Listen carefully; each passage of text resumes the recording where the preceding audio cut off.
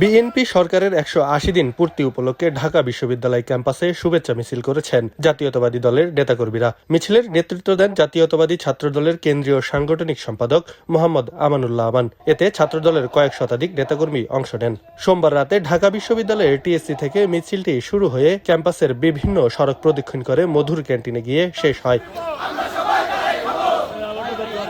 মিছিল শেষে সংক্ষিপ্ত সমাবেশে মোহাম্মদ আমানুল্লাহ আমান বলেন, বিএনপির নেতৃত্বাধীন সরকারের দায়িত্ব গ্রহণের পর প্রথম ১৮০ দিনের জন্য যে উন্নয়ন পরিকল্পনা ঘোষণা করেছিল তার বাস্তবায়ন শুরু হয়েছে। কৃষক ও সাধারণ মানুষের জন্য ফ্যামিলি কার্ড চালু সহ বিভিন্ন প্রতিশ্রুতি বাস্তবায়নে সরকার কাজ করছে। তিনি বলেন, স্বাধীনতার পর বিভিন্ন সময়ে মসজিদের ইমাম, মুয়াজ্জিন ও খতিবদের বিষয়টি অবহেলিত ছিল। তারেক রহমানের নেতৃত্বাধীন বিএনপি সরকার দায়িত্ব নেওয়ার পর মসজিদ ও মাদ্রাসার ইমাম, মুয়াজ্জিন ও খতিবদের সরকারি বেতন ভাতা বৃদ্ধির উদ্যোগ নেওয়া হয়েছে, যা ইতোমধ্যে বাস্তবায়নের পথে এগিয়েছে।